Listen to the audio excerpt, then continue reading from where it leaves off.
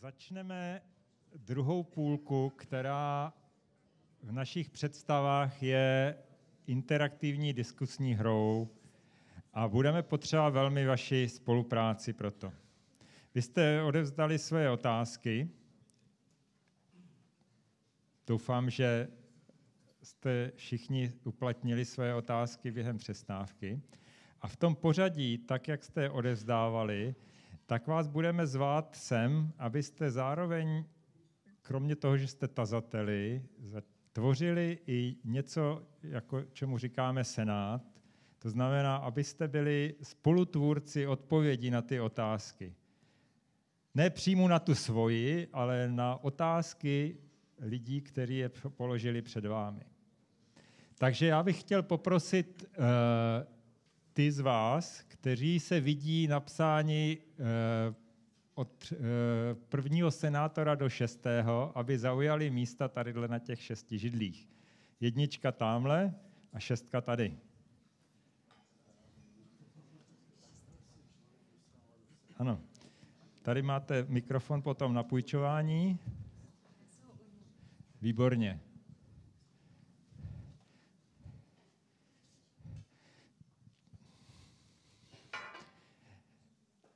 Naše experty znáte, vy jste ten putovní senát a ještě bych vám rád představil tazatele Davida Hromádku. Je to tak? Děkuju, David Hromádka. Ano. David Hromádka se ptá, jakým způsobem živit spolupráci. Sice napsal, že to je přímo otázka pro pana Plamítka, ale celkový systém, který tady máme, je to, že já bych se rád nejdřív zeptal vás, který přicházíte opravdu z denního života a z praxe, jak vy sami přiživujete spolupráci v týmech, nebo ve spolupráci s lidmi. Já pochvalou. Pochvalou, výborně. Já se snažím udělat zábavu přitom. Aha, výborně. Aby se lidi bavili při té spolupráci. Jakou vy máte zkušenost? Co vám funguje? Taky bych asi řekl pochvalou a taky poděkováním za spolupráci s ostatními a pozitivním ohodnocením jejich práce. Takhle bych to asi viděl, to přispívá. To znamená, musí tam být vazba k té práci, mezi tím ohodnocením a tou prací. Možná hlavně i taky dát zpětnou vazbu.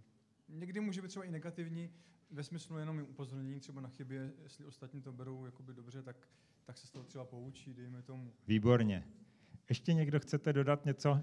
Já možná trošku z jiného soudku, asi bych to řekla, takže se snažím jako zbudit nějaký společný nadšení tím, že ukážu ten společný smysl a cíl, který ho můžeme Výborně, to se mně líbí. Jistě pochopíte proč. Ještě nějaký názor? No, já se určitě nejvíc zaměřuju na motivaci. Motivuju toho druhého a podporuju. Já jsem asi takový. A motivace, jak to děláte? Motivuju, minimálně slovně, pak můžu zajišťovat materiály nějaký doprovodný a tak dále. Takže asi tak. Výborně, výborně. Teď je příležitost, aby jsme Davidovu otázku nechali ještě posoudit naše experty. Co vy byste k tomu dodali? Jednak k té otázce, jednak k tomu, co jste tady slyšeli. Nepřímo a ten mikrofon máme? Děkuji.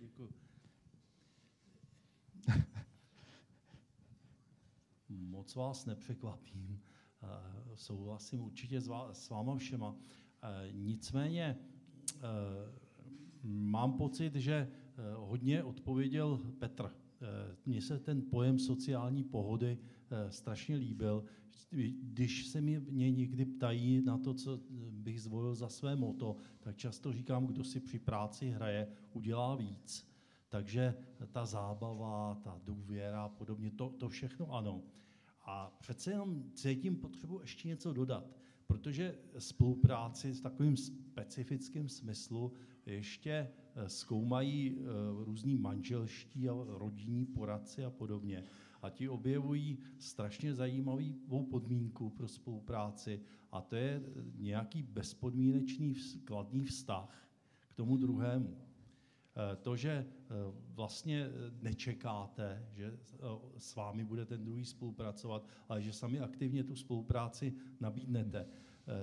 Já se zaštítím Ošem. Já nevím, jak moc se vám tento filozof líbí, ale ten pan Osho řekl, že když nemáte lásku a očekáváte od toho druhého, že ji má, tak se může stát, že na té druhé straně je stejná situace, že také se od vás očekává, že tu lásku máte. A když oba takhle čekáme vlastně, tak jsme jako žebráci, kteří na sebe navzájem vztahují ruce v očekávání, že mohou něco dostat. To je o lásce, ale spolupráce, myslím, podléhá stejným zákonitostem. Prostě chce to jí nabízet, mít tu kuráž, tu odvahu, Výborně. říct, chtěl bych spolupracovat. Výborně. Chcete vy něco dodat? Jak byste to rozvinuli dál? No, helejte, já jenom, jak to říkáte, jo, tak zábava, hra, to je hezký, ale já mám ze života velmi dobrou zkušenost s šéfy, který nás motivovali tím, že byli velmi nároční. Tady o tom někdo z vás mluvil, o tom mistrovství. Ano. To se člověk naučí tím, že má šéfa, který je velmi skoupej na tu pochvalu a naopak vám tu práci, jako já teď mluvím o řemesle, vám tu práci prohlídne jako do poslední mrtě, nic vám neodpustí a když se vám povede, že jako neřekne nic, no tak jste šťastný jako byl.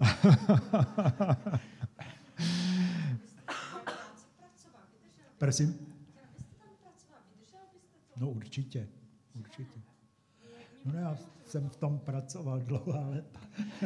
No, to je právě na tomto zajímavé, že jsme každý úplně jiný. A ten mix těch faktorů sociální pohody, které nás ovlivňují, ten máme samozřejmě každý individuální. Každý, tím se lišíme. Nicméně u většiny lidí se všichni tyhle faktory nějakým způsobem vyskytují.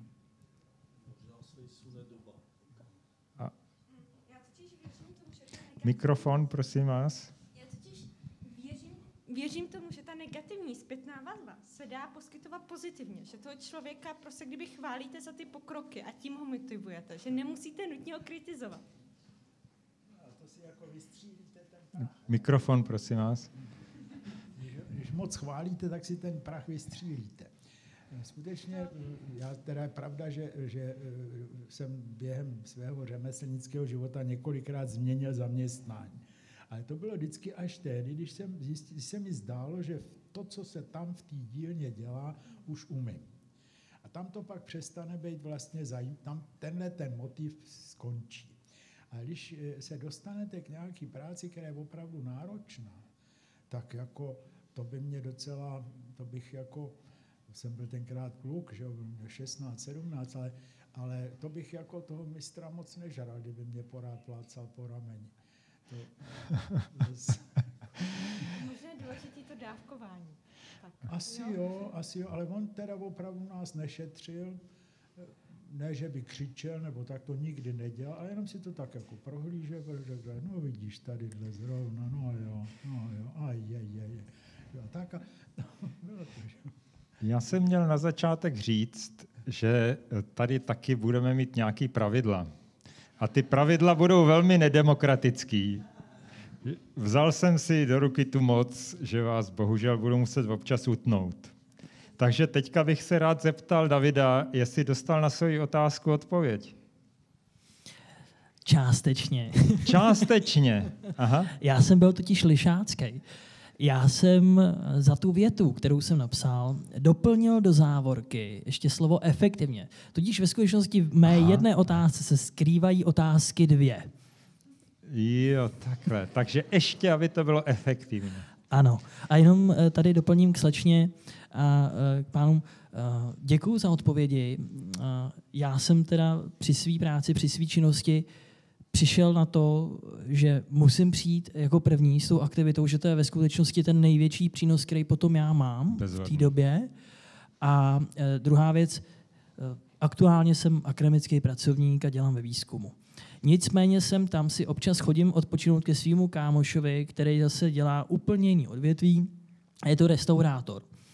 No a jelikož já jsem ten akademik a hraju si s tou tuškou a klávesnicí, případně prostě jsem tam s malýma šroubkama, tak jednou mě nechal vokitovat nějakou sochu a přišel ke mně, koukal se na výsledek mý práce a říká: Davide, to není Škodovka, tohle je barokní socha. Znova. Takže dobrá pochvala. Jestli teda jste aspoň částečně spokojený, tak bychom to udělali teďka tak, že vám poděkujeme. A celý ten senát se teď posune jedno místečko doleva a vy budete ta, která bude klást svoji otázku. A poprosíme Ivanu Mužíkovou, jestli by nás doplnila tady. A já mezi tím ještě řeknu pár slov k těm pochvalám. Prosím vás, my rozlišujeme vnitřní a vnější motivátory. To, co já jsem ve své prezentaci hodně uváděl, to jsou ty síly, které jdou z té práce a z nás zevnitř. A když se podíváte podle tohohle principu, tak pochvala je typický vnější motivátor, který dostáváme za svoji práci od někoho druhého. A vnější motivátory mají jednu nevýhodu. Strašně rychle se devalvujou, ztrácejí svoji hodnotu a to je asi, co jste říkala vy, když se ta pochvala příliš opakuje za chvilku. Já jsem dělal v amerických firmách a to bylo pořád to great, fantastic a tohleto a za chvilku už to jen takhle bzučí kolem uší. Nechci dál zdržovat, vaše otázka je, vy jste Martina Michalová, je to v pořádku? Tak, k tématu soutěživosti. Může soutěživost podpořit i zdravé sexuální harašení? No vy na to jdete teda opravdu od gruntu. Tak výborně. Jak máme té otázce rozumět? Co byste ráda slyšela? No úplně jednoduše to vzniklo tak, že jsem včera se bavila s kolegy z Liberce, z kraje Liberec konkrétně. Mm-hmm. A tam je náměstek primátorky, který je jako velice v tom aktivní, v tom sexuálním harašení ve smyslu, že používá sexuální takový lehce naladěný vtipy. A on právě říkal, že nejlepší je pracovat s kolektivem žen, který s ním flirtujou, to znamená, že jako by ho motivujou k tomu, aby on se snažil, ale pak nakonec nedá žádná. Takže to je téma teda opravdu vživný. Já se zeptám vás, jestli byste chtěli k tomu něco doplnit ze své praxe. Ne? Doplňte. Jaká je vaše zkušenost? Moje zkušenost funguje to. Funguje to? No výborně, že já jsem... Nesmí tam právě být to vyvrcholení. Že? No vidíte, zase bych potřeboval ten stroj času a ještě to vrátit zpátky.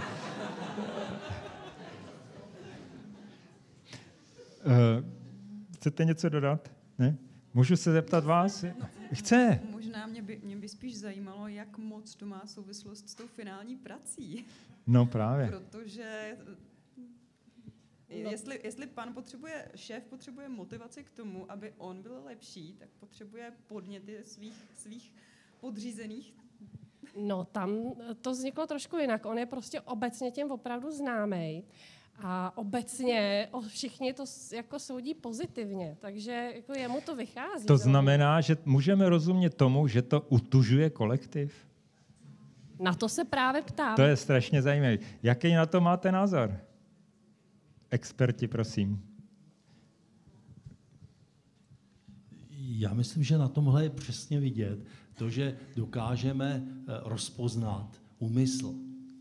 Aha. Pokud je ten úmysl skutečně, řekněme, čistý, i když mě připadá čistý úmysl i pokoušet se o sex, ale pokud je ten úmysl čistý v tom smyslu, že nechce nadřízený zneužívat svého postavení, no tak vidíte, tak je to v pořádku, udržuje to nějakou tenzi. Já myslím, že pan profesor v minulé odpovědi také ukázal, že vlastně věci jsou otázkou míry. Ten jeho šéf, ten jeho mistr ho možná chválil ho tím, že mlčí.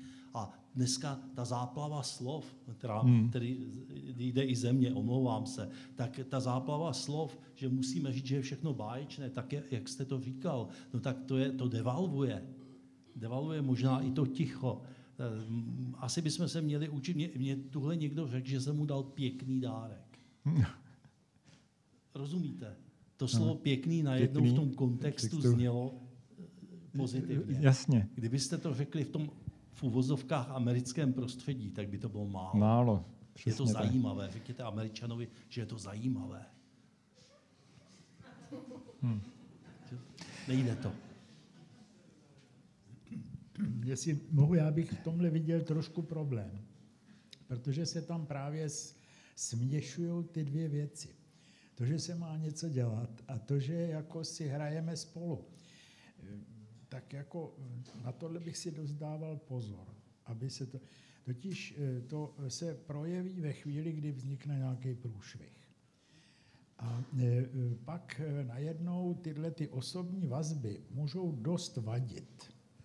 Jo, když si vás někdo otočí kolem prstu a je tam eventuálně i příležitost tomu vás jako trošku vydírat nebo někde to prásknout, nebo tak, to je dost nebezpečná věc. Takže já jsem třeba, když jsem opravdu šéfoval, tak jsem si jako s přímými podřízenými nikdy netykal ani. Z toho důvodu. Potykali jsme se, až když jsem odešel z té šéfovské funkce, ale jako myslím, že tady jako v tom pracovním prostředí, že je důležitý udržovat jakýsi odstup a odlišovat tu osobní rovinu od té pracovní. Ale možná je to staromódní, ale...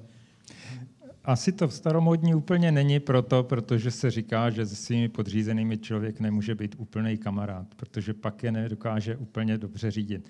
Ale my, o čem jsme se bavili dneska, to jsou vztahy víceméně prostě pracovní. To jsou pragmatické vztahy, které mají udržet naši ochotu spolupracovat.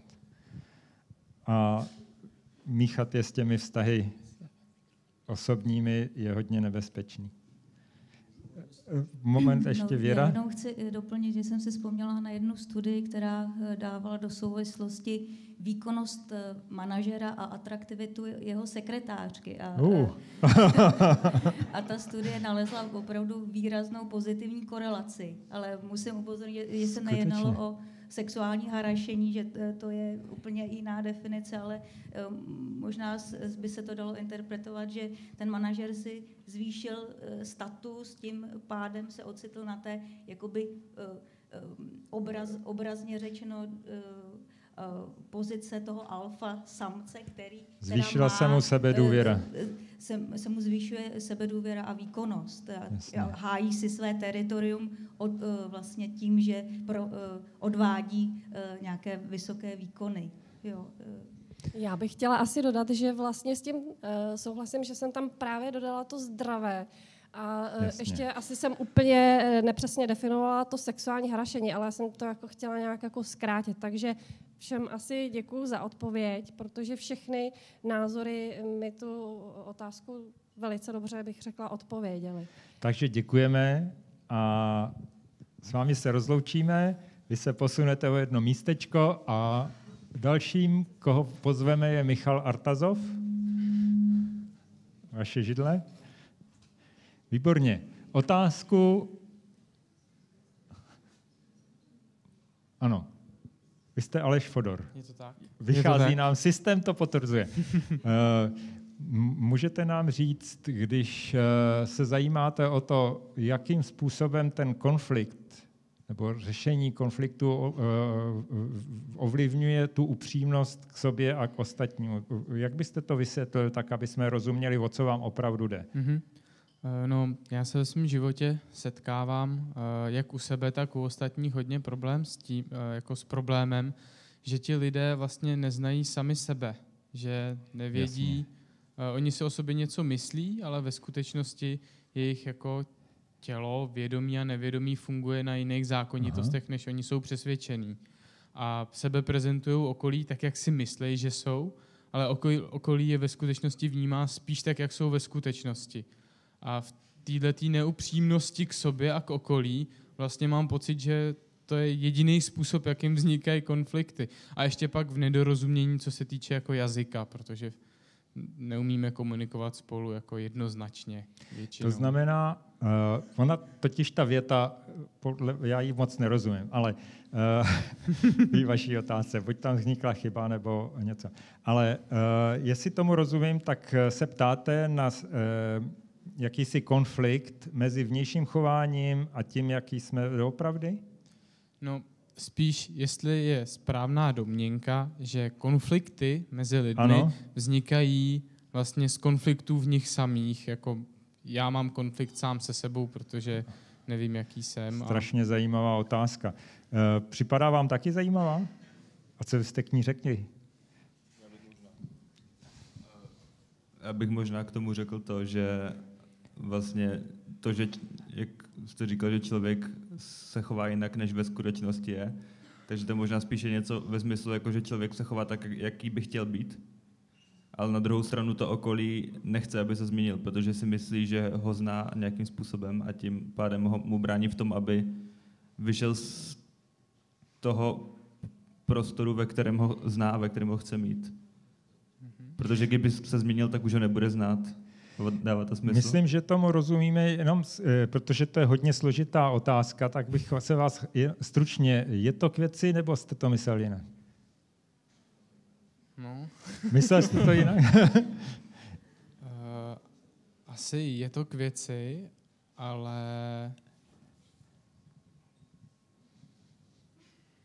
je to zároveň jako k diskuzi, protože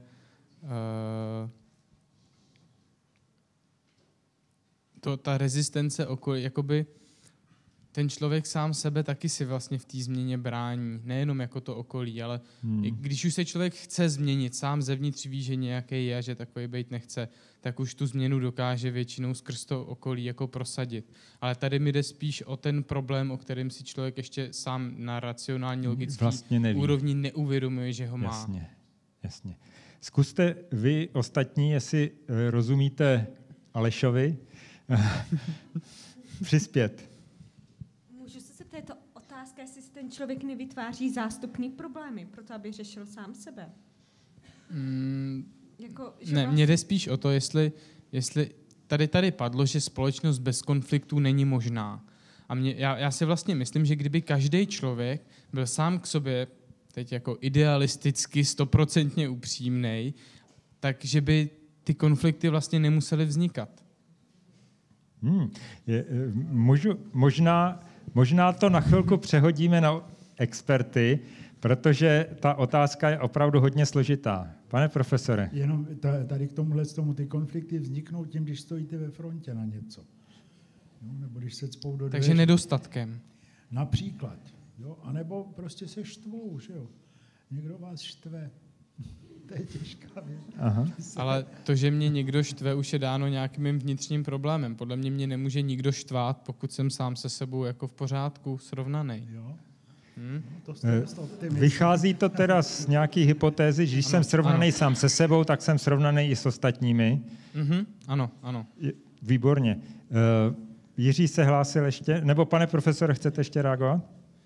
Já bych chtěl jenom upozornit na to, co jsme tu už slyšeli. Prosím vás, nepředstavujte si, že společnost bez konfliktu je ta správná společnost. Naopak, konflikty jsou palivem do motoru vývoje. Bez konfliktu by ten vývoj nebyl. Řešení konfliktu je pak ten motor vývoje. Takže tohle je potřeba opravdu, ale to říkal pan profesor tady před chvílí.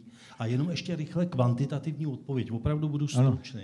Já jsem si před časem dělal takovou malou statistiku těch konfliktů, který jsem dostal na stůl. A zjistil jsem, že 55% těch konfliktů nespočívalo v té věcné oblasti, ale tedy v odlišných zájmech by se dalo říct, ale v poruchách komunikace anebo ve vztahových dysfunkcích. A teď tu statistiku jsem si neudělal, odhaduju teďka rychle na židli, že taková polovina z té většiny, těch 55% konfliktu toho vztahového nebo komunikačního původu spočívalo v nějakých problémech osobností. Konfliktních lidí. To je pro vás velmi konkrétní odpověď. Takže 27,5. Děkuju. Věra? Já bych se vrátila k té vaší otázce, jestli si člověk správně myslí o tom, jaký skutečně je, protože my jsme se na to ptali taky v našich studiích, že kromě výsledku osobnostního testu jsme měli taky názor toho člověka, jak si myslí, v jaké vlastnosti velké pětky je, a zjistili jsme, že lidi skutečně sami sebe dobře znají, že tam byla velká pozitivní korelace, což nás do určité míry překvapilo, ale lidi byli sami sobě nejlepšími experty na to, jaký sami jsou. Jo. To je strašně zajímavý. Já bych přidal taky, já jsem tady totiž ve dvojí roli, jo, tak si asi sednou na chvilku na tuhle židli. A já mám svůj mikrofon. Skutečně se mi moc líbí to, co jste říkal vy, že většina těch jádra toho konfliktu je v komunikaci. A naše komunikace slovní především je strašně nedokonalá samozřejmě. My velmi obtížně slovy vyjadřujeme to, co skutečně myslíme a co cítíme.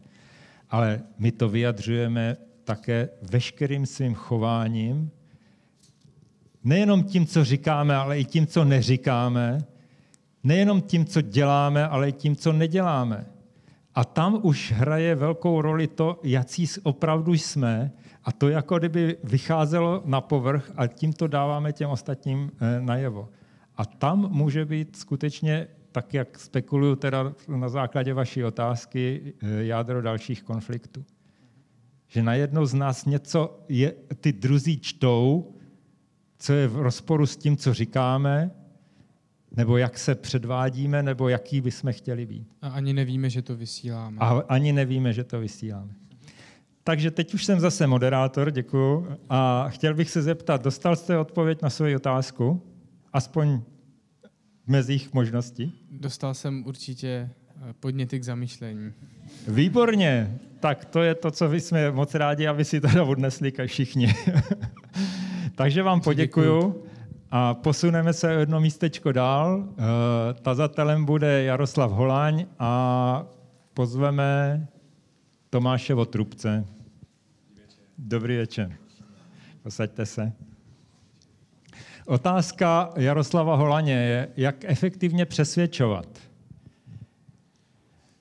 No, spíš mě zajímalo možná nějaké konkrétní techniky, jak přesvědčovat. Já jsem rád, že tady mám před sebou odborníky na komunikaci, tak mohli by možná dát konkrétní příklady, protože dělají se spousta rozhodnutí, jak ve firmách, tak třeba i v osobním životě. A někdy máme pocit, že to, co říkáme my, je to správné. A teď jakým způsobem ty ostatní přesvědčit? Někdy se dělají fakt jako rozhodnutí a teď se třeba neví, jestli se půjde doleva nebo doprava. A jak to popostrčit? Nějakou konkrétní techniku? Zkuste Nepochybně jste dychtivý, abyste slyšel od expertů, ale já se ve smyslu naší diskuse nejdřív zeptám tady našich senátorů, jakým způsobem přesvědčujete? Já bych možná do toho trošku jakoby žďoubla. Určitě. První jako otázka k tomu chci a je jako v uvozovkách dobrý jako ty druhý jako přesvědčovat. Výborně.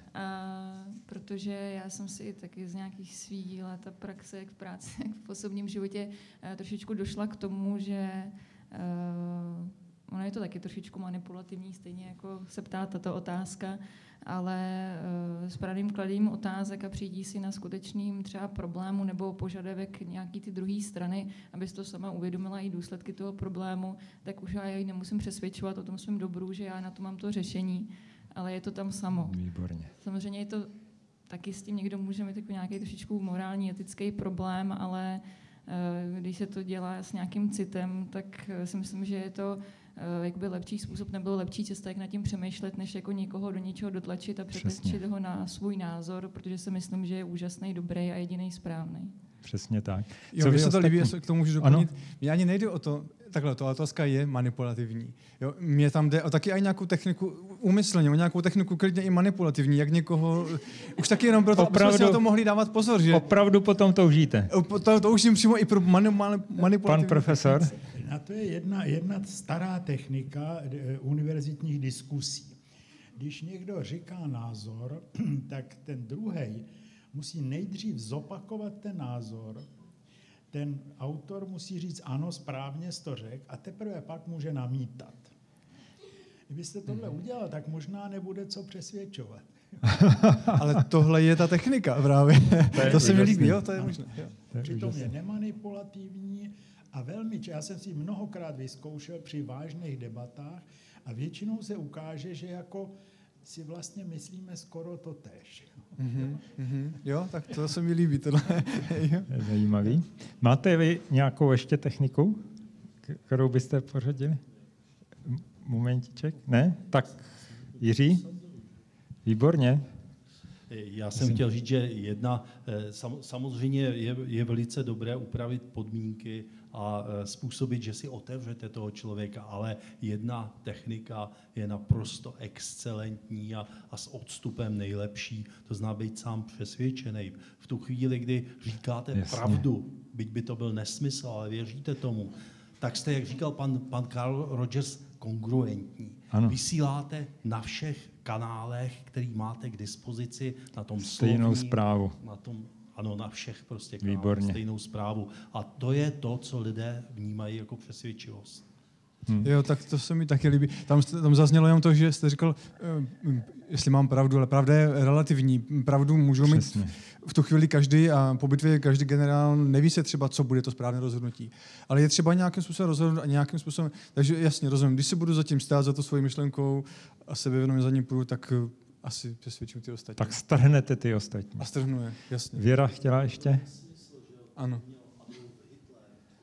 No, to už stejně slyšet na mikrofon, to je možná dobře. Věro? Já jsem jenom chtěla doplnit, jak jsme mluvili o tom, abyste vlastně mohl někoho přesvědčit, tak potřebujete, aby vám důvěřoval. A já jsem mluvila o tom, jak ta sebepodobnost vlastně zvyšuje tu důvěrohodnost a ta sebepodobnost nemusí být jenom vlastně, co se týká morfologie tváře, ale může to být i neverbální komunikace, že jsou techniky, které vlastně zvyšují tu pravděpodobnost nějakého setkání v té komunikaci, protože vlastně vědomě opakujete, vlastně zrcadlíte neverbální signály toho druhého a vlastně připravujete toho druhého na pozitivní souznění s vámi, to znamená, že přistoupí na vaše nějaké podmínky. A nemusí to být jenom neverbální chování, ale může to být i podobnost, co se týká koníčku nebo nějakých aktivit. Že si vzpomínám na část knížky, která byla o nějaké přesvědčování a tam vlastně jeden prodejce automobilů vždycky, když vlastně ten jeho zákazník chce nabídnout jeho vůz jako nějakou záruku toho odprodeje, jako prodeje toho nového vozu, tak se mu koukne do kufru. Když vidí golfové hole, tak se zmíní o tom, ano, musím také odpoledne si střelit těch pár jamek a tím vznikne ta nějaká behaviorální podobnost, která zvýší která propojí ty lidi, že jo? Tím, podobnost nějakého vzájemného setkání. Jo, to se mi taky líbí, tahle rada. Tam jsem na začátku tam zaznělo, že mít nějakou podobnost, ale když se snažím, já jsem si právě představil, když se snažím přesvědčit dav lidí, jak já se k nim můžu připodobňovat, to bude asi obtížné, něco společného tam najít. A potom možná, že ta moje otázka teďkom to tak zaznělo, možná trošku směřuje k tomu, jak se prodat. Dejme tomu, že jdeme na pohovor, tak jak přesvědčit tu druhou stranu, že já jsem ten nejlepší zrovna. Já si teďka zase chvilku sednu tady na téhle židle a chtěl bych vám říct, že v posledních, řekněme, roce nebo dvou jsem došel k názoru, že slovo přesvědčovat je přesně to, co je v úplném rozporu s tou sociální pohodou, kterou jsem vám tady hlásal. Totiž, když si uvědomíte, tak snažit se někoho přesvědčit je shromažďování racionálních argumentů, jak ty jeho argumenty přebít. A jednak na to první reakce taková, že ten druhý okamžitě shromažďuje všechny argumenty i nesmyslný jenom proto, aby se ubránil, a za druhý naprosto narušíte jeho sociální pohodu, protože mu berete tu autonomii berete, aby se sám rozhodl, aby sám došel k tomu závěru. Berete mu částečně i respekt, protože tím, že přesvědčujete, tak to znamená, že se chováte v zásadě trošku násilně k jeho myšlení. Já jsem od té doby, a ocitlo se to v titulku nakonec toho dnešního večera, já jsem pro slovo získat lidi místo přesvědčit.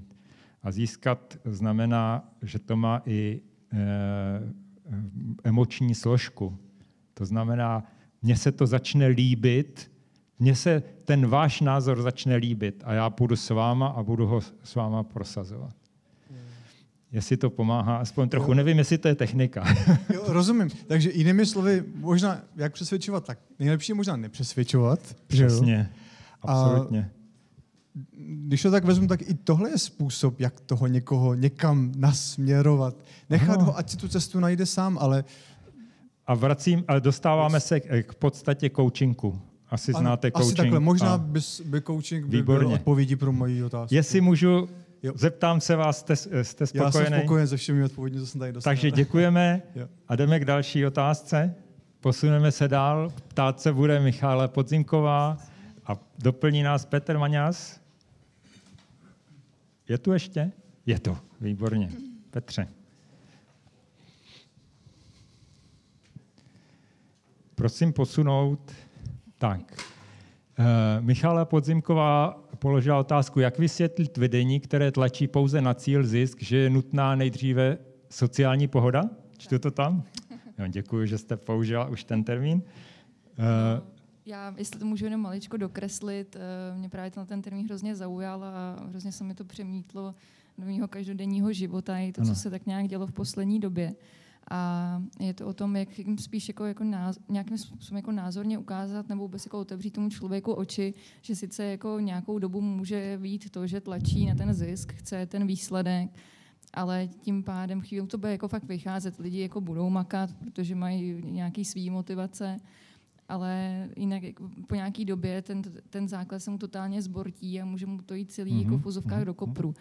A takže jako jak zavčasu, ještě jako myslíte v pozovkách s ním dobře a i s tou třeba firmou nebo jakým jiným společenstvím, jak mu to ukázat, vysvětlit, cokoliv. Máte vy nějakou zkušenost takovou, která by svědčila o tom, k jakým koncům takováhle situace dochází?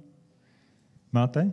Podejte si mikrofon. Já tady nemám přímo svou osobní zkušenost, ale zkušenost 2 mých kamarádů, kteří nezávisle na sobě sdělili stejný názor, pokoušeli se přesně o tohleto přesvědčit vedení firem, že třeba trošičku změnit něco v té firmě a dopadlo to tak, že ani jeden z těch 2 neuspěli a z těch firem raději odešli, protože to nemělo smysl. A myslíte změnit něco, anebo změnit to směrem k sociální pohodě a založit tu práci na vztazích víc než... I změnit pracovní principy, které právě možná i proto byly v rozporu s tou sociální pohodou, že to šlo ruku v ruce. Jasně. Je to opravdu velice těžké. Petr? No, mě by hrozně zajímalo ten první slovo, už to vedení, jo? Protože pro mě je velká otázka, komu říkáte vedení. Jestli to je majitel firmy, a nebo jestli to je firma na burze, kde ten problém nezačíná u toho vedení, ale začíná už u té burzy, protože tu v podstatě jediný, co zajímá, je tohleto, to je, kolik bude zisk tohohle kvartálu.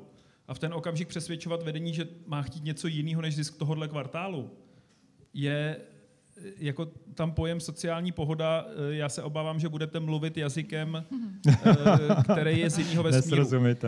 Takže já bych začal tím, že rozliším, jestli to vedení je opravdu vedení, to znamená, že tu firmu řídí.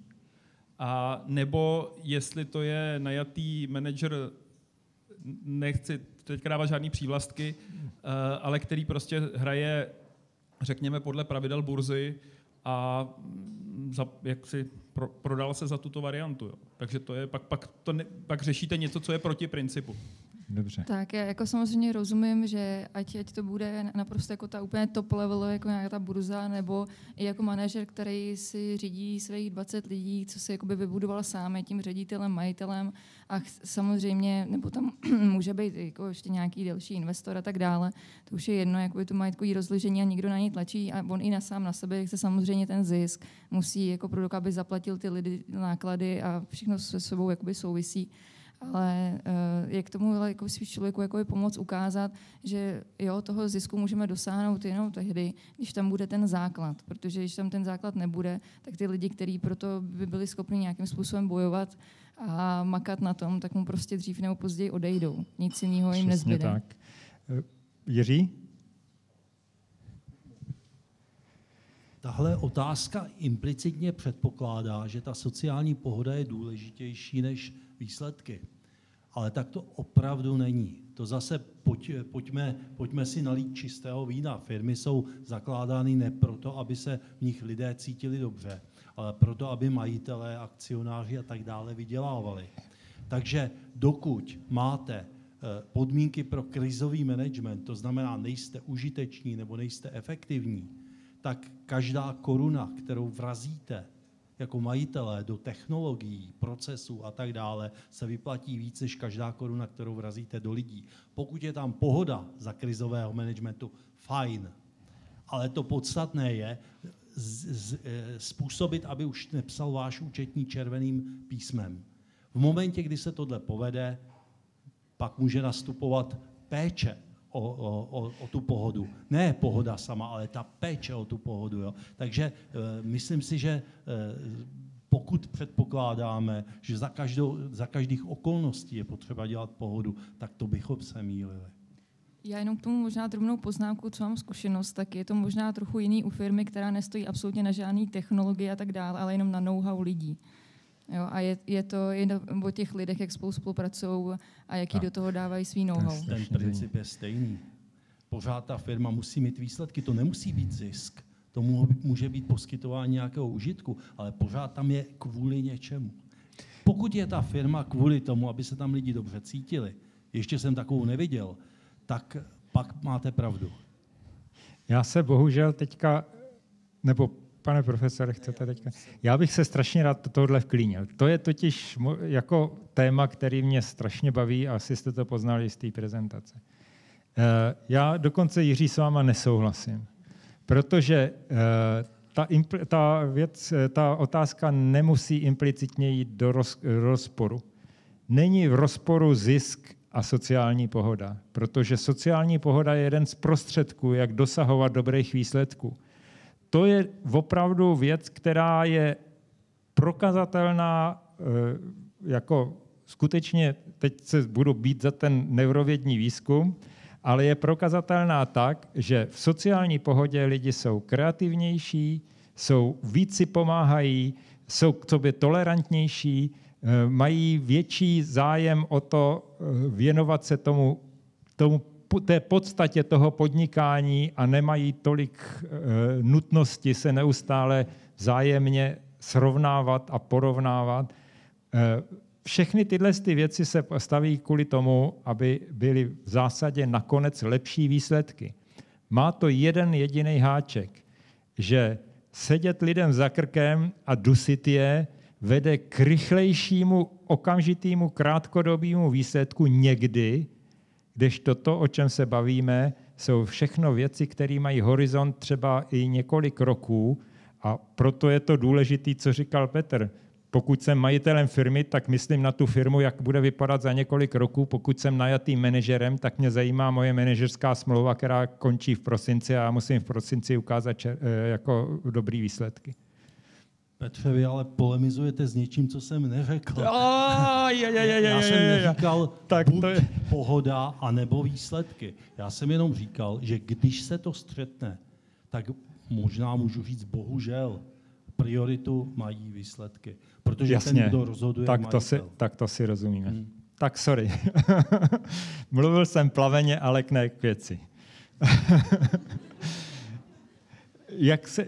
Jaký jste dostala odpověď? Já moc děkuju za všechny určitě vhledy. Nicméně jakoby z jako určitý čerství jako praktických zkušeností vím, že třeba jako se to samozřejmě liší obor od oboru a tak dále, to bychom tady mohli hovořit 2 hodiny, ale jde o to, že samozřejmě rozumím tomu požadavku toho zisku, bez toho jako nemůže fungovat vůbec nic, jako v té společnosti tak, jak fungujeme. Ale ať tomu říkám vedení, nějaký manažer nebo ten, kdo to jako vede, dokud nepochopí, že toho zisku stejně nedocílí, pokud tam nebude mít ten základ v těch lidech a nebudou nějakým způsobem fungovat, a nemusíme tomu říkat sociální pohoda, můžu to nazvat zase jinými názvy, tak to podle mě jako nemůže dlouhodobě dobře fungovat. Já myslím, že jste tady našla jakoby pochopení a souznění. Tu vaši skutečnou životní situaci asi tady nevyřešíme teda lépe, ale kdybyste chtěla, tak si můžeme o tom popovídat ještě někde jinde, protože tohle je ta moje specializace. Moc děkuji. Děkuji vám za vaši otázku a poprosím vás ostatní, abyste si poposedli o jedno místo. Martin Jelínek má nachystanou otázku a doplní nás Matěj. Matěj Novák. Jo, výborně.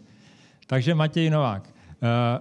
Martin Jelínek se ptá, jak efektivně cestou k cíli udělat i zábavu. No, výborně. Tak já bych Co myslíte tou zábavou?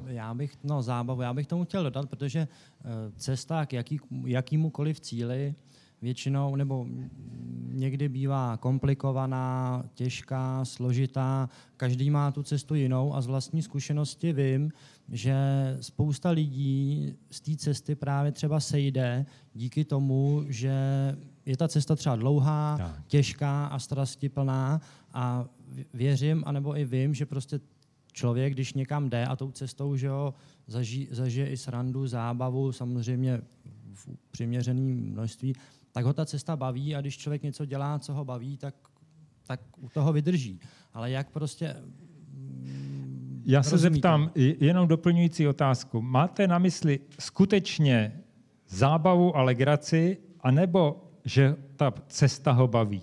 Vy jste teď řekl obě ty věci a o tom, aby ho ta cesta bavila, o tom jsme se bavili už předtím. A jestli máte na mysli vysloveně legraci, tak se můžeme zeptat, jakou máte zkušenost s legrací při práci. Já bych možná začal, tak pokud se bavíme o nějakém jako třeba projektu, nebo dá se tak o tom bavit, nebo jak to myslíte přesně? No jakýkoliv nebo třeba nějaká firma, nebo tak něco? Ne, tak cíle si, že člověk dává jakýkoliv. I prostě řeknu v biznisu, v projektu, nebo i v osobních výzvách, jako to znamená dosahování těch cílů a přitom mít ještě zábavu. Jde o to, jako, že já si stanovím cíl a teďka si prostě řeknu, jak to dosahování toho cíle bude udělat, aby to pro mě byla co největší zábava. Protože to potom... Výborně. Kdo by dokázal něco k tomu říct? Petr ze svého podnikání. Ne, já jsem trochu jako v trabli s tím pojmem zábava, jo, ale rozhodně tam vidím jeden princip. Ten, chcete-li zábavnej nebo ladící moment, je hodně důležitý, když ten cíl plánuju, když tu partu tvořím, když to startuju. Ale je dobrý mít jako na vědomí, že pokud se k tomu cíli blížím, jo, když prostě lezu na Mount Everest, tak jako sranda v základním táboře je prima. Je dobrý si tam vybrat dobrou partu, ale když jsem 100 metrů pod vrcholem, tak prostě musím vědět, že jsem v období válečného komunismu. A prostě kdo jde špatně, tak ho prostě buď to vytáhnu nahoru, a nebo ho z toho lana odpojím. A tam už jako na srandu není. Jo, a tohle podle mě je dobrý vědět, že v těch projektech standardně musí fungovat. Někdy, pokud se k nám někdo chcete připojit do TEDxové party, tak zjistíte, že my začneme tím, že jako vyjedeme někam do výborného prostředí, kde není voda, elektrika, nebo teda není tam elektrika, není tam lecos, a to je jako prima legrace, ale když je 14 dní před akcí, tak to není na velkou legraci. Jo? A tohle to si myslím, já jsem zatím, možná to někdo umí jako úplně bezkonfliktně, ale já si myslím, že tady je vždycky dobrý vědět a je dobrý si to i říct dopředu. V které té fázi jsme, to je podle mě trochu otázka, to, co se tady ptala slečna Podzimková, tohle je dobrý v okamžiku, kdy si musím na začátku říct, jestli ten cíl, pro mě, jestli to je cíl každý kvartál velký číslo v zisku, tak pro mě je to otrava. Jo? Ale jestli to je cíl opravdu nějaký, ke kterému celá ta firma směřuje, tak pak si myslím, že tenhle proces je na místě úplně přirozený. Jo? A jako za mě očekávat, že celou dobu bude jako legrace, sluníčko, pohoda, je prostě historický omyl, si myslím. Jo? Takže to je dobrý se s tím smířit na začátku. Ještě vy chcete? Ne? Tak se obrátíme na experty. Já myslím, že na zábavu je čas až po tom cíli. To je přirozený postup. Až se ta práce udělá, tak pak je důvod jako vypřáhnout a pobavit se. Ale jako, my jsme to dělávali u velkých projektů, třeba u softwaru jsme to dělali tak, že jsme se snažili nadělat etapy. Že jako tu dlouhou cestu si rozdělíte a teď po každé té etapě je důvod k napití třeba. Jo? To je v pořádku. Ale a jako tím, ale ta pohoda si myslím, že vždycky musí být až po nějaký námaze. Jo? My jsme v takový, to je ten, jak on se jmenuje, ten ubavit se k smrti. Jo? My žijeme v takové společnosti, kde jako furt se bavíme vlastně. Ale ta zábava je jako člověku příjemná, až když se nějak nadřel. Nebo odpočinek má smysl, až když se člověk unaví. A ne začít ráno odpočívat. Jo? Že jo? Já vím, ale jenom jako to vyhrocuju tuhle věc, že prostě člověk uchutná, když má hlad a tak, takže jako tam vždycky musí být to, že tam je nějaká námaha a pak má přijít nějaká legrace nebo nějaká bonifikace. Jiří? Nebo Věra chtěla? Jo, Věra. Možná, jestli jsem to pochopila, vám spíš šlo o to se zeptat, jestli v tom samotném procesu může být jako třeba vyšší frekvence úsměvu, nebo což možná by bylo jako dobrý udržet jako nějakou takovouhle aktivitu, která je s tím spojená, protože si vzpomínám na studii, která sledovala teda frekvence úsměvu v nemocničním zařízení ze strany sestřiček, který opravdu se na ty pacienty smáli, tak i jejich rány se hojily jakoby rychleji. 100%. A tady ta souvislost je možná převést i do toho sociálního prostředí, že když se teda ty zaměstnanci na sebe smějí, tak jako i ty sociální rány, které pravděpodobně také mohou utržit teda v rámci nějaké zkvalitňování pracovních výkonů nebo zvyšování, mohou se zase lépe léčit. Takže může vznikat nějaká větší sociální pohoda. Určitě. Jiří? Jo? Já bych si chtěl napravit pověst před Petrem. Ježišmarja. Protože si myslím, že přesně tady je chvíle, kdy je potřeba plameně hovořit o sociální pohodě. Z ní roste ta pravá zábava. Když se lidi cítí dobře, jistě, že mají důvěru, to, co jste slyšeli od Petra, tak to působí ten pocit, že kdo si při práci hraje, ten může něco udělat. Přesně tak. Já jsem si teďka tady sednul zase, abych taky, a Jirka to řekl za mě, tak jsem moc rád. Tam jde o to, že skutečně zábava v pravém slova smyslu to ani nemusí být, když nás ta práce baví. Pak je tou zábavou ta práce a nemusíme jít do hospody. Ale opravdu jde o to, jestli se nám podaří vytvořit takový prostředí. A věc je v tom, že se skutečně mění požadavky na práci. Naši rodiče ještě říkali, prostě musíš si to v té práci oddělat, aby si měl na živobytí. A pak, když přijdeš domů, tak začíná život. Ale vám to nemusím říkat, vy jste všichni ta generace, která už, aspoň co já tak sleduju, která říká prostě, já si chci i v práci žít. Já i v práci si chci užívat. A to může být právě užívání si tou prací a nemusí to být zábava v pravém slova smyslu.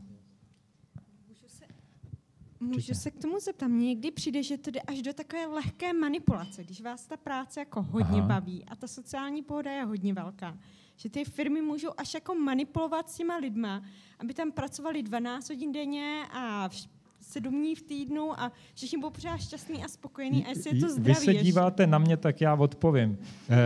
Já se vás zeptám, co to je, co myslíte slovem manipulace? Manipulace, myslíte, že s nima můžou... No, jestli to ty firmy vlastně nedělají účelně, až příliš. Já vám řeknu, manipulace podle mý vědomostí a podle mý definice je nastává tehdy, když přimějeme toho druhého, aby dělal něco, co by sám nechtěl. A jestliže, ale přiměje ho to takovým způsobem, že on si nevšimne, že jsme ho přiměli. Ale to znamená, že vy byste, nebo v té situaci, kterou popisujete, ty lidi opravdu si přitom baví a jsou rádi a dělají práci, která je baví a odcházejí šťastný. A pak je otázka, jestli to je manipulace, anebo jestli to je prostě to, že ta firma dává prostor lidem k seberealizaci třeba. Je to odpověď na vaši otázku, pane profesore? Jestli mohu jenom, já bych taky tady jako nebyl tak jako strašně špatný z toho, že něco je manipulace. Prostě když máte něco udělat, no tak ty lidi nějak manipulujete, tam se nedá nic dělat. Manipulace je ošklivá v veřejném životě, tam, kde nemusíme, ale když jde o to nějakou věc dotáhnout do konce, no tak je každý prostředek dobrý. No. Účel světí prostředky. Nemyslím zrovna jako Kalašnikov, ale jako, jo, jsou situace, kdy to opravdu je potřeba. Já bych možná to jenom ještě doplnil, že představte si, že potřebujete, aby lidi něco udělali. A teď to můžou udělat jenom 2 způsoby. Buď to u toho budou otrávený, anebo se budou z toho radovat. Tak je to manipulace, když způsobíte, že bude to druhé. Přece je to v jejich zájmu. Je. Vystupujete v jejich zájmu.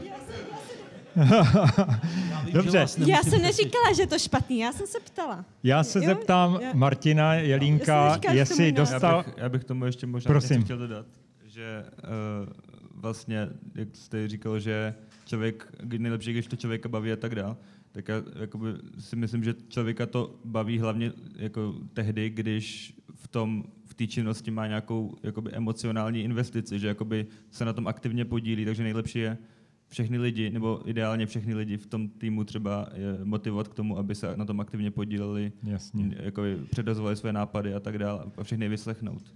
Vlastně není dobrý, když jeden člověk prostě říká, takhle to bude a ty ostatní jenom poslouchají. Výborně. Zeptám se vás teda, jestli jste spokojený s odpovědí. Ano, jsem, děkuji. Takže vám děkujeme. Pan profesor chtěl doplnit ještě? Jenom mě napadlo, že o marshalu Montgomerym se říkalo, že si dával záležet na tom, že před každou akcí všichni vojáci vědí, co chce. To mi přijde jako velmi dobrý způsob jaksi motivace mužstva. Děkuju. Takže děkujeme. Prosím, abyste si poposedli o jednu židli dál a Matěj už je tady, takže je to v pořádku. Dobrý den. Jo, vy jste Daniel Škarda. Tak promiňte, já jsem přehlídl, jak se to posunulo, tak je to v pořádku. Matěj tam má 2 otázky. Zajímavý. Výborně. Takže Markéta Adamíková se... Ne. Jo. Zpátky. Jinak nevím, co se ptá. Ctrl Z. Já vám to řeknu.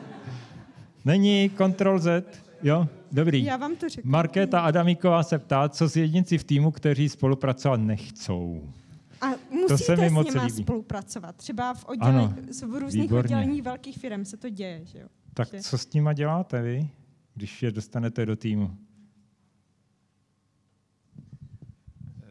Já teď nerozumím tomu musíte. Jo? Za mě, pokud to je v týmu Travič Studní, tak prostě zlikvidovat. Jako to je, tam jako není jiná volba, jakákoliv škoda, jakákoliv snaha ho tam udržet je větší škoda, než jako toho člověka za každou, a já říkám za každou cenu zlikvidovat. Protože typicky z IT oddělení velkých firem. Jo, že po nich něco potřebujete, jim se moc nechce, jestli se s nimi dá nějak domluvit. Tak teď jsem to teprve pochopil, protože vy mi říkáte, pro mě tím říkáte, to nejsou lidi, kteří neumějí svoji práci, nechtějí to dělat, ale jsou to lidi, kteří jsou z jiného vesmíru a mluví jiným jazykem. Tak, to je ale úplně jiný téma a my jsme s IT backgroundem, takže prostě pro nás je to těžké odpovídat. Já se možná zeptám... Možná, a nebo prostě někdy, když chtějí ty oddělení něco mezi sebou, tak to druhé oddělení to pro vás udělat může, ale nemusí. Jo, existují takové situace. Tak jako přimět, aby mohlo a chtělo. Výborně. Když může, aby chtělo. Protože existují firmy, kde ty lidi, když se jim nechtějí, tak to prostě neudělají. A je to OK, projde jim to. A oni to ví. To jsou v zásadě skoro všechny firmy, že když se lidem nechce, tak to neudělají. No a to znamená, že se musíme spoléhat na to, že ty lidi v zásadě si na tom najdou něco takového, že pak budou chtít sami. Ale Jiří se hlásil, že odpoví. Možná, že obecně se dá říct, že aby to nebyla střelba od boku, tak my musíme vědět proč ti lidé nechtějí.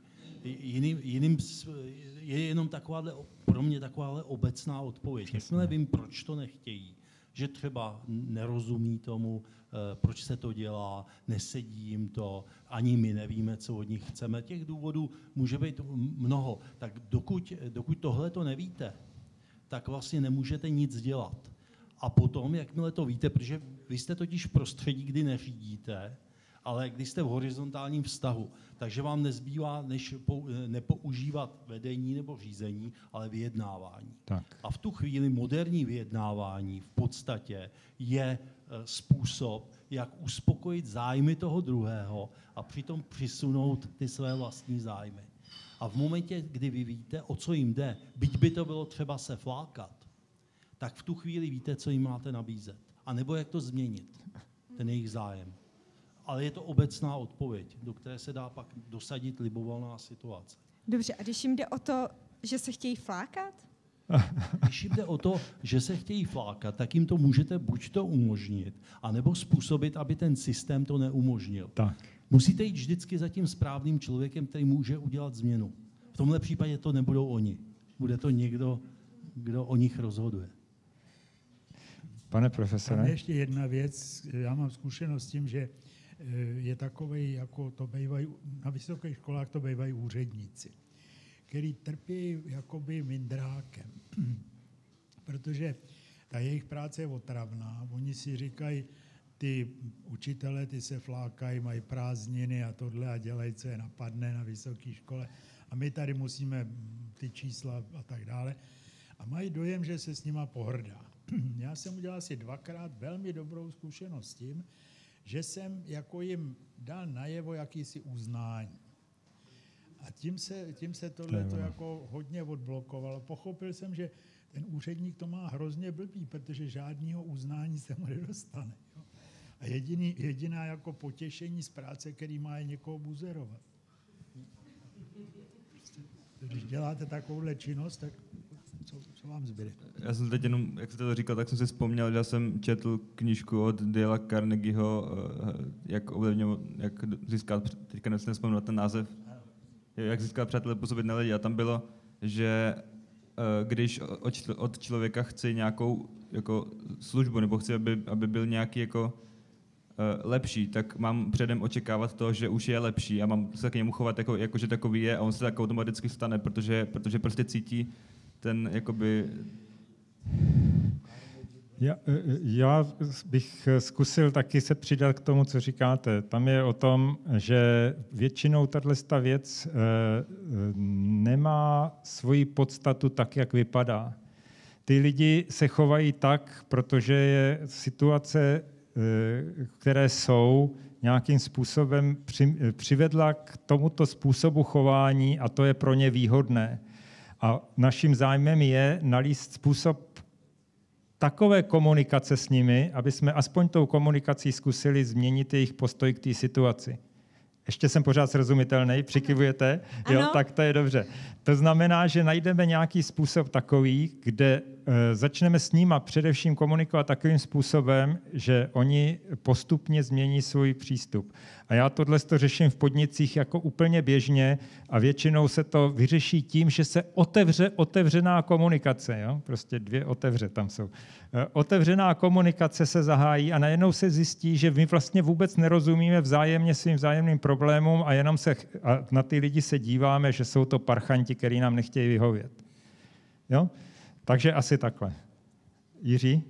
Já jenom drobnou poznámku. Všimněte si, pan profesor v tom jeho případu odhalil zájem.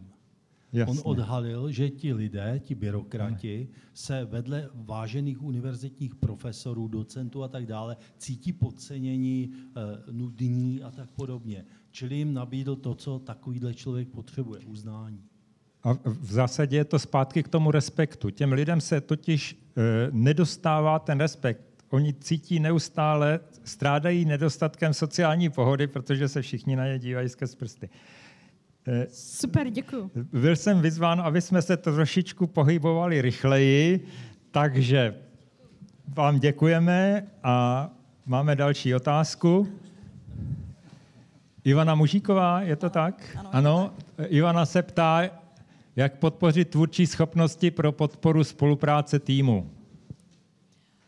Možná jenom částečně už ta má otázka byla zodpovězená tou sociální pohodou, protože sám jste říkal, pokud je sociální pohoda, tým je kreativní, ale přece jenom pokud pracují společně všichni na jednom cíli, je nějaký způsob, jak je motivovat natolik, aby sami přicházeli s dalšími inovativními nápady, které by mohly uspíšit, urychlit cestu k tomu cíli.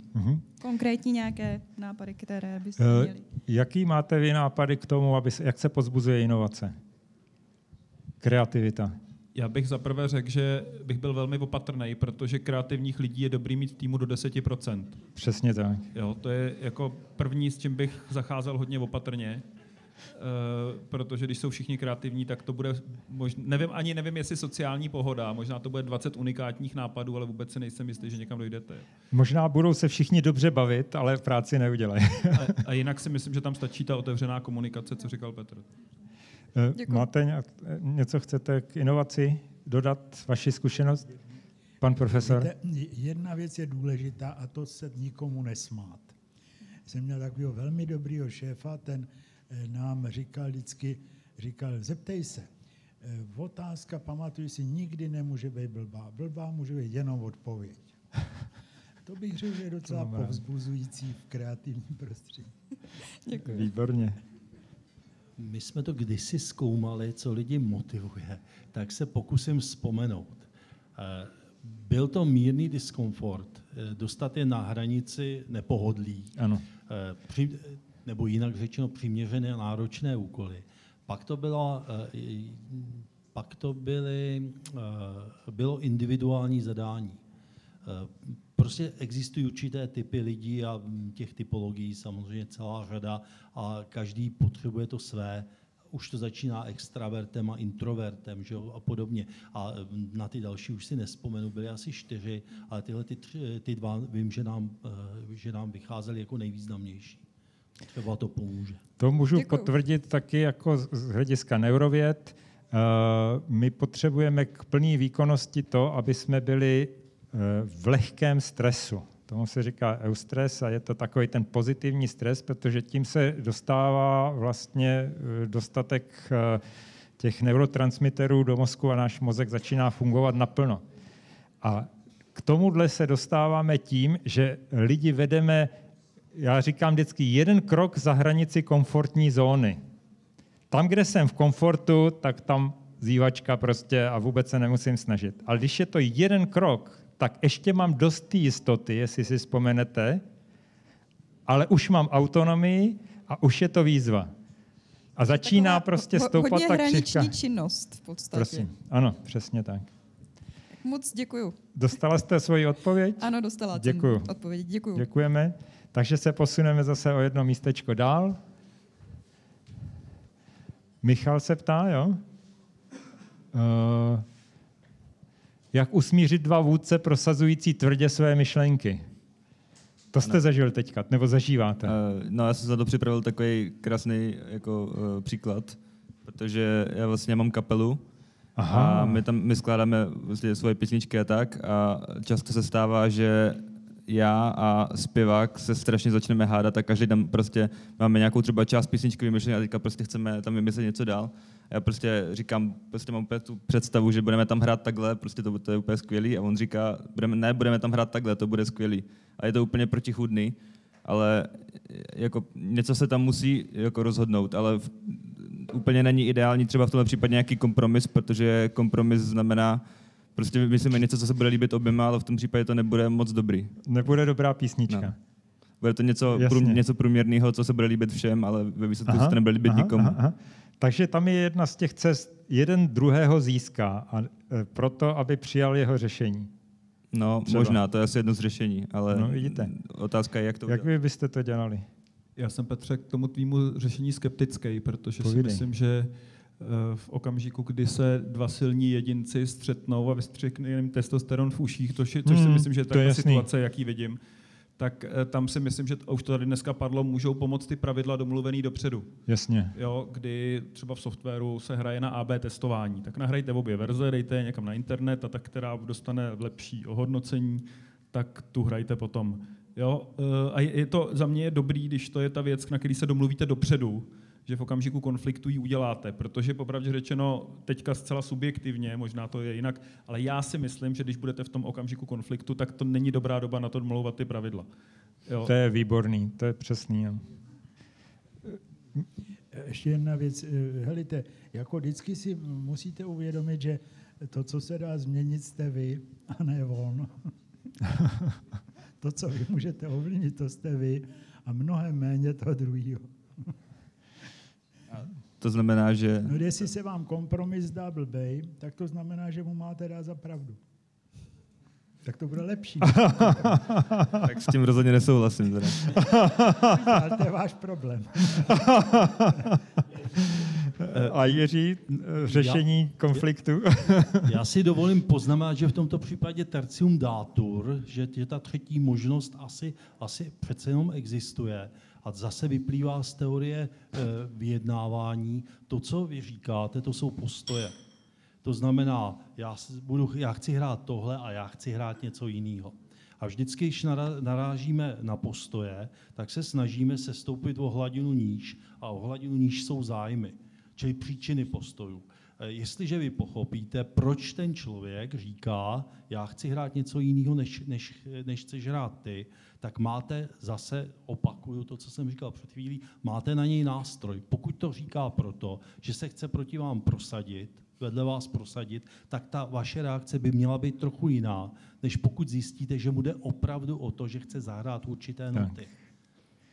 Já už nemůžu jít dál, ale víte, o čem mluvím. Jo?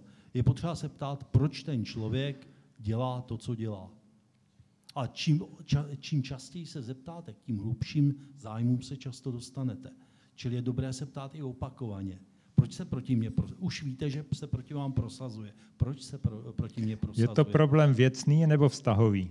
Tak, příliš ho to je docela zajímavé. Teď jsme byli u toho, co říkal pan profesor. Pokud ho příliš tlačíte, tak v tu chvíli už víte, že možná, když povolíte, tak něco získáte. Můžeme ještě furt. No to je docela dobrá odpověď. No. Super.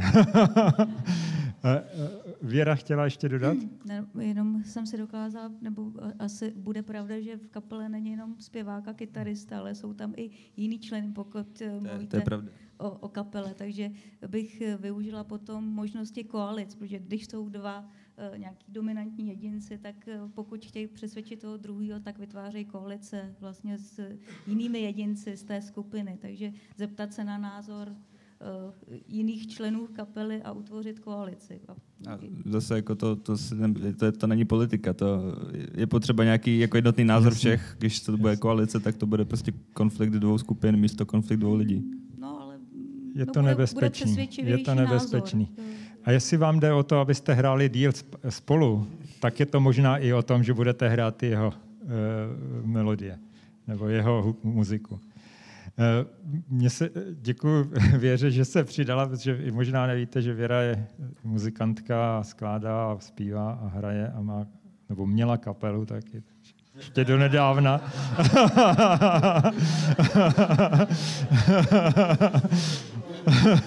To bylo hodně podnětný. Takže říká ze své zkušenosti.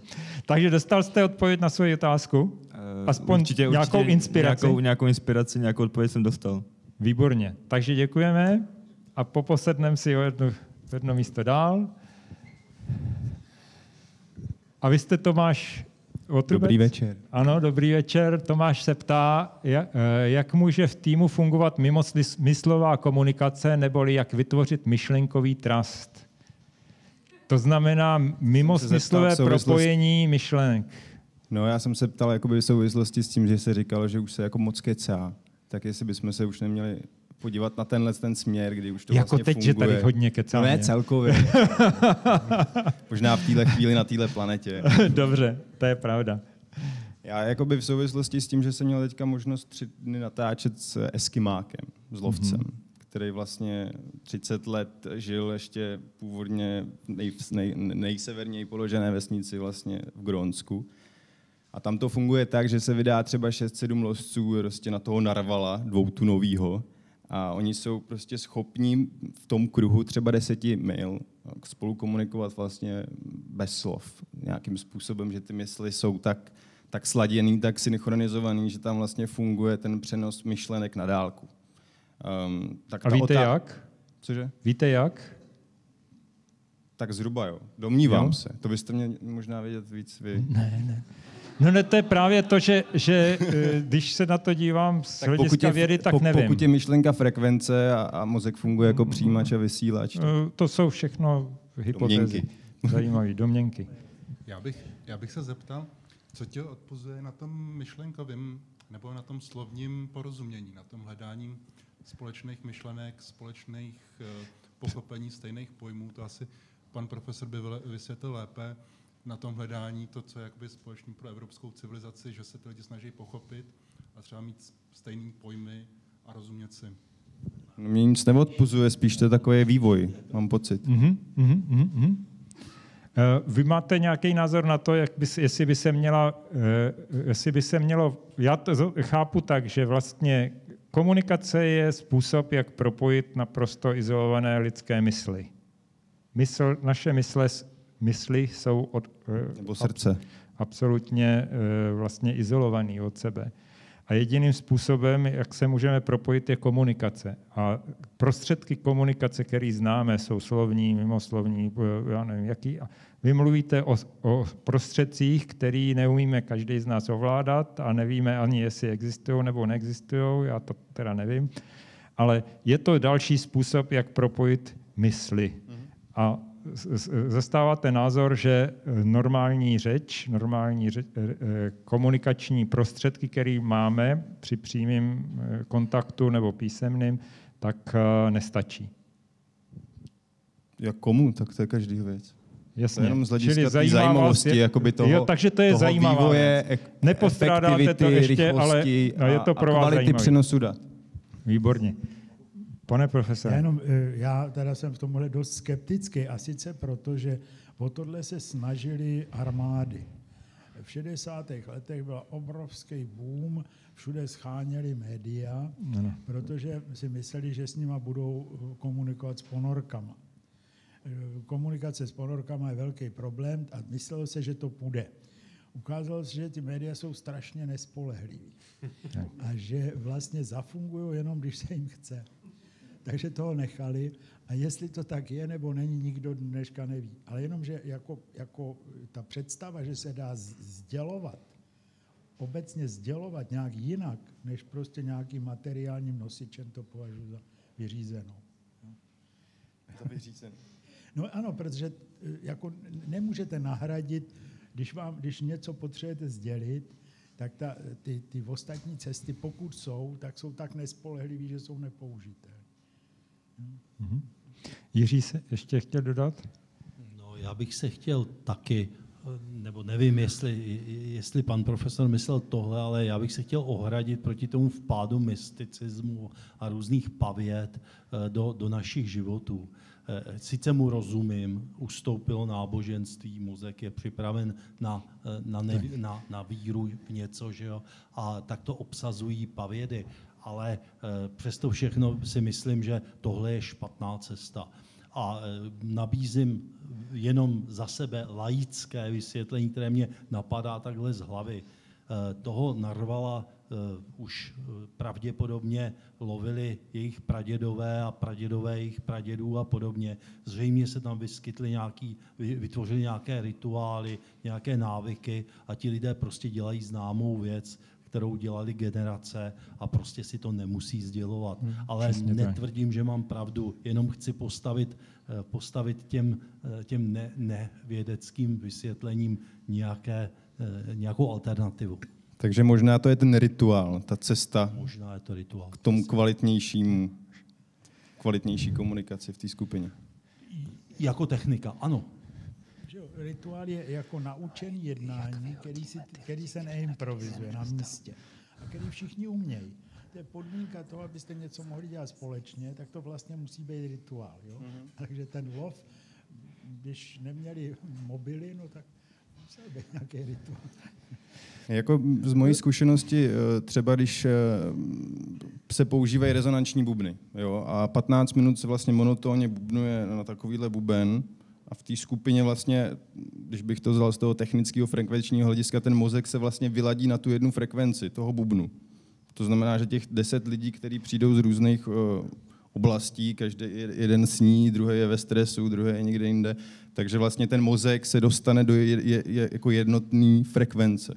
To je možná jakoby indicie k tomu, jak by to mohlo fungovat. Dostáváme se do oblastí, které už jsou zase prokazatelné, ale obecně se bavíme o věcech, které si myslím, že bychom mohli dneska nechat. Dobře. Jestli vám to nevadí. A dali bychom slovo ještě Petrovi, protože má strašně zajímavou otázku a pak se budu muset Matějovi omluvit. Zkusíme odpovědět na ty otázky, které si položil třeba offline. A vás se musím zeptat. Nám bohužel dochází čas, tak co s vaší otázkou? Dojezd to rychle. Jo, dojezd to rychle. Takže, jestli by to šlo udělat tak, s váma se teďka rozloučím, děkujeme moc krát. Petr položí svou otázku a možná, nebo jestli bychom to mohli udělat tak, že byste se prohodili a Matěj by své otázky položil přímo třeba panu profesorovi a tak dále, já nevím. Já na těch otázkách netrvám, já taky myslím, že už tu sedíme dlouho. Jo, dobře. Petře. Já jen velmi rychle, mám jí položit já, nebo ty ji řekneš? Dobře, tak já ji řeknu. Znáte velkou firmu, kde by týmy fungovaly dle vašich představ? Já to možná teda uvedu. Já řeším jednu záhadu. Jo. Mně připadá, že ať už je to na úrovni firem nebo politických systémů, asi by se to našlo i v náboženství, většinou na začátku najít malé firmy, kde ta firma funguje motivovaně, dobře, je vyladěná, je tam výborná parta a míří za společným cílem, to je snadný. Jo, ale mně připadá, že ty firmy jako v čase a velikosti korodujou a najít velkou firmu, kde by to takhle fungovalo, mně připadá nemožný. Já jsem se takhle snažil, třeba jednu dobu se mi líbil Google, že jako se snaží o spoustu nových věcí. Třeba my pamětníci už jako Microsoft byl možná kdysi taky jako pokrokovej, ale teď je to jako asi ta nejstrašnější jako korporace jako v té úrovni firem, jakou znám, kamarádi z Microsoftu prominou.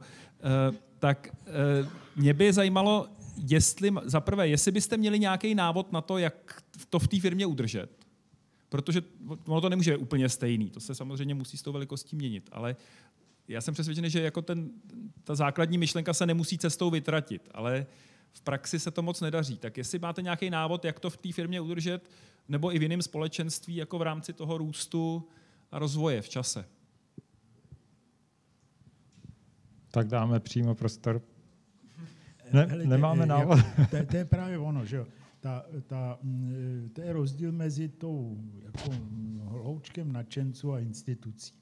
Já bych dokonce řekl, že to je tak, že takový to nadšení, když se s něčím začíná a je vás 5,5 a nikdo vám nevěří a máte novou myšlenku, tak to je jakýsi benefit, který jako mají malí děti, mají bezvadnou imunitu. Jo?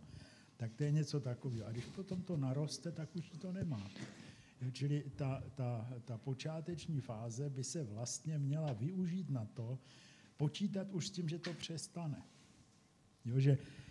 Počítat už s tím, že tohle nebude. A včas začít dělat tu institucionalizaci té věci. To je rozmyslet, jak to bude rozdělený, jak to bude, jaká hierarchie, jaký kompetence a takhle, aby se to bez toho víceméně obešlo. Já si nemyslím si, že to je možný takovou věc udržet dlouho a ještě navíc jako v mnoha lidech. To opravdu nejde. Já si teda taky myslím, že to není možný a pak mi navíc připadá, že když se o to moc snažíš, tak s tou uděláš sektu a ne firmu. To je hodně zajímavý. Když jsi zmiňoval ty příklady a tak. Jiří, nějaký nápad? Ne, jenom cítím potřebu se přidat. Já jsem neviděl takovou firmu, ale viděl jsem hodně firm, které to o sobě říkali. Hlavně za oceánem. Tak. A myslím si, že přesně je to ten problém velikosti. Prostě tým má nějakou velikost, ti lidé spolu musí nějak přímo komunikovat, nemůže to být dav. A myslím si, že skutečně narážíme na objektivní bariéru, za kterou ten tým prostě nemůže fungovat. Což ovšem neznamená, že v obrovské firmě, navzdory nějaké zahraniční matce a podobně, nemůže existovat tým, ale přiměřeně veliký. Tak. Je to jen můj názor, nikdy jsem se tím nezabýval. Mně v tomhle připadá třeba zajímavý, že když se podívám třeba na Škodu Auto, tak tam spousta těch jako pozitivních, tam jsou prostě třetí generace lidí, kteří v té továrně pracují a jako opravdu jí vztahově mají rádi a jsou tam rádi. Ale to je jako velká výjimka vlastně a naopak mám pocit, že takováhle firma je potom velmi odolná i takovým jako věcem, které jsou pro jiné firmy krajně nebezpečný, typu změna majitelské struktury produktů a já nevím čeho všeho. Takže jako já jsem přesvědčený, jako sektě rozumím, mimochodem já si myslím, že ty sekty většinou mají velmi dobře udělanou tu organizační strukturu a ty věci, které potřebují, jako jsou z toho úhlu pohledu. Jo. Ale mně připadá, že dlouhodobě ta firma jenom na pravidlech prostě nemůže fungovat. Že to je jako vláček, který se trvačností může jít daleko, ale prostě jednou se zastaví. Tam je... A hledám ten moment, jako právě hledám jak pozitivní příklady, kdybyste nějaký měli, nebo tak prostě se snažím chápat, v čem to je dobrý. A tak já si myslím, že spousta firm, které jsou i velký, tak fungují, takže je tam spousta lidí, kteří tu firmu opravdu mají rádi a že jako spousta věcí funguje dobře, ale pak v nějakým, jako, ale některý už dobře fungovat nemůžou. Prostě začne se tam dělat politika, ta firma se nedá uhlídat tak, aby se tam nedostali lidi, který jako by si do týmu nikdy nevybral, protože ho chceš mít nějak nastavený. Jakmile ta firma je veliká, tak nějaký jako původní cíl prostě vždycky se více nebo méně přetransformuje do toho vydělávat peníze, což jako už implikuje víc tu burzovní mentalitu a tak dále. Takže já si myslím, že spoustu těch jako pozitivních rysů se tam dá zachovat, ale ten celek stejně je nutně korporátní. No. Jiří ještě chce přispět malou poznámkou? Malou poznámkou na okraj. Já myslím, že tady krásně předvádíme, jak si můžeme nerozumět, přestože si myslíme totéž. My bychom teďka v tuhle chvíli, kdybychom to mysleli vážně, tak bychom se museli dohodnout, co je to tým například. Je to možný. Já taky jenom malou poznámku na okraj a posuneme se. Mně napadla souvislost mezi lojalitou a firemní kulturou. Věc je v tom, že jsou určitý typy firemní kultury, které vysloveně podporují spolupráci, podporují lojalitu k firmě a to zůstává v té firmě, přestože se lidi mění. Neříkám, že to je nenarušitelný, ale dlouho to trvá a většinou to tu firmu udržuje. Tam bych hledal příklad té Škodovky. Pracoval jsem s nima hodně dlouho a vím to taky. Ale vybudovat novou firmu, která na těchto principech bude postavená, je jistě hodně jakoby, jak tím rychlým růstem třeba, jak rostou firmy a překlopí se přes tu určitou velikost, tak tam se právě tam je rychlejší růst, než je zakořenění, než je síla té kultury. Tak si to vykládám já. Děkuju. Děkuju, Petře. No, to je výborný. Děkuji. A rád bych se zeptal, Andrej poděkoval za přednášky a chtěl bych se zeptat na osobní zkušenosti z toho, co jste přednášeli, jak to promítáte do okamžiku, kdy zakládáte nějakou vlastní novou skupinu, ať už debatní kroužek, nebo skupinu studentů, kdy je to v okamžiku vzniku a jak tam promítnete ty zkušenosti, o kterých jste nám vyprávěli, jak je použijete. Jak prakticky se to projeví v praxi? Chcete začít, pane profesore, nebo hrajte? Jo, tak já budu hrát. Tohle je stará známá zkušenost.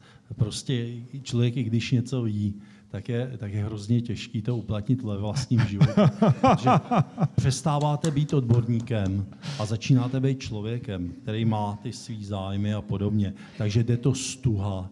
Já když jsem napsal svou první knížku, tak vím, že doma, to je poslední knížka, kterou si přečetla moje žena. A pak, když jsem se pokusil být vstřícnej, tak říkala Plamínek, strana 38. Jo, takže je to těžké. Nicméně je pravda, že osobně se snažím podle té své teorie vitality postupovat. Jo? Že se snažím budovat ty vztahy postupně, bavit se o tom, co je účelné, bavit se o tom, jak to budeme dělat, bavit se o tom, jak se budeme bránit nebezpečí, to je ta stabilita a tak dále. Ale jsou to pokusy. A ono to platí obecně. Konzultanti nemusí umět management třeba líp než manažeři. Kdyby to tak nebylo, tak by žádný trenér nemohl trénovat vrcholového sportovce. Trénování, konzultace, to je jiná disciplína než řízení nebo skákání přes tyč. Jo, takže zase neodsuzujte nás tolik.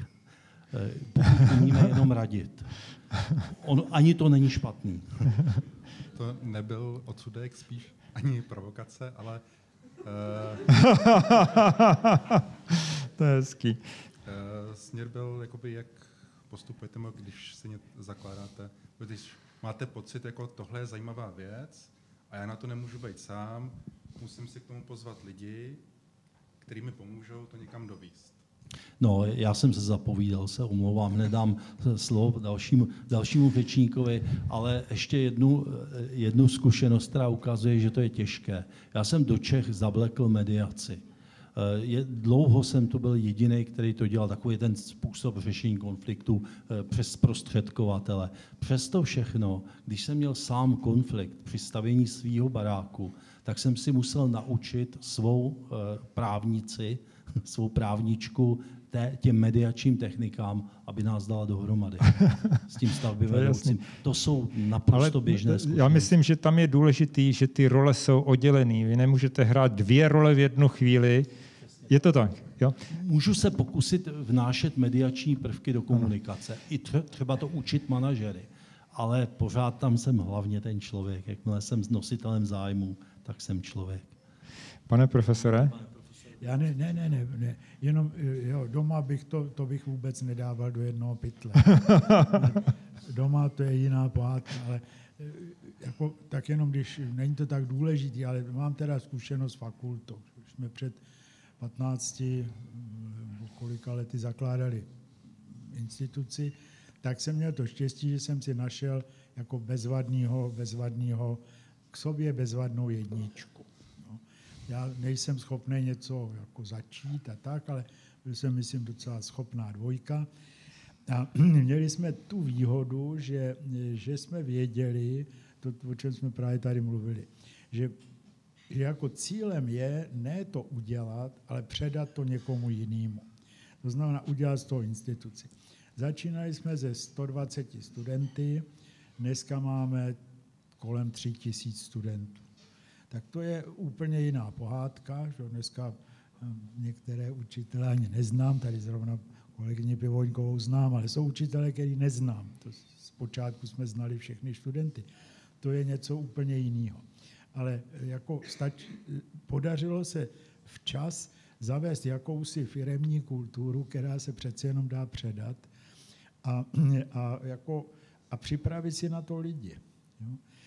Já jsem šťastný, že jsme mohli předat mladší generaci, řekl bych, že celkem bez ztráty. Jo? Tak, ale to je jako, a myslím si, že teda jako samozřejmě podstatná zásluha je jejich, ale že jsme jako dost včas začali myslet na to, že to musíme předat a předávali jsme to dřív, než jsme museli. Tak to je jakoby, bych řekl, že jsou jako, bych považoval za důležitý pro takovouhle institucionalizaci toho většího firmy. Máme úžasnou příležitost, že se můžeme zeptat ještě kolegyně Pivoňkový, jak to vidí ona. Ale jestli nechcete, tak nemusíte. A pak zakončíme naši diskusi, jestli dovolíte. Já bych spíš reagovala z jiné oblasti. Jasně, klidně. Z oblasti psychoterapie. Tam je vlastně důležité, aby si ty terapeuti uvědomili, když jsou tváří v tvář se svými klienty, jakým způsobem je kategorizují, jaký mají vůči nim očekávání. A protože ten klient je potřeba mu dát určitou svobodu, aby neměl tendenci splňovat ty očekávání ze strany terapeuta. A od toho jsou supervize, vlastně ta třetí osoba, vlastně, se kterým můžete konzultovat ty kategorie, ty předpoklady, co máte vůči klientovi, abyste za účelem toho, aby vlastně ten klient tam mohl být svobodný. A to si myslím, že je důležitý, že si uvědomit, že ty kategorie stále máme v hlavě, stále hodnotíme, ale musíme to nějakým způsobem uzávorkovat, aby ty lidé, kteří jsou s námi v komunikaci, prostě byli svobodní a měli svůj vlastní prostor jít, kam potřebují a kam chtějí. Aby jsme jim dali dost autonomie. Ano, autonomie. Výborně. Já se omlouvám teda Matějovi a jestli teda nevadí, tak no asi vadí, ale co se dá dělat? Já myslím, že bude ku prospěchu věci, když už půjdeme domů. Já si myslím. Takže především děkuju strašně moc Věře Pivoňkové,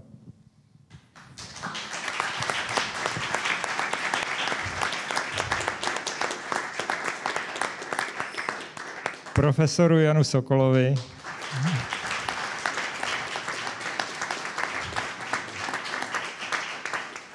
a Jiřímu Plamínkovi.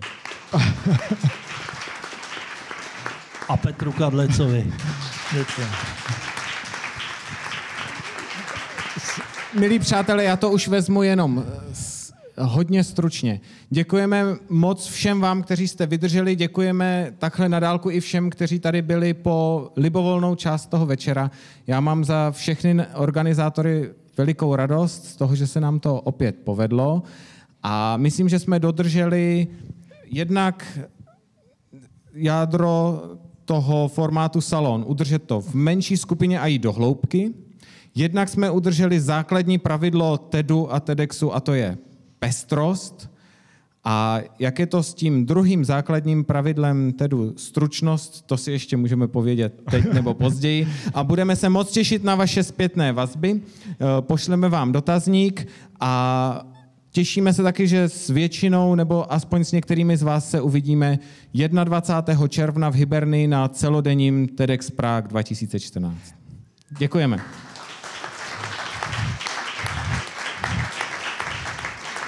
A doufám, že jsme taky udrželi sdílení myšlenek, které stojí za to. Ale je to na vás, abyste to posoudili.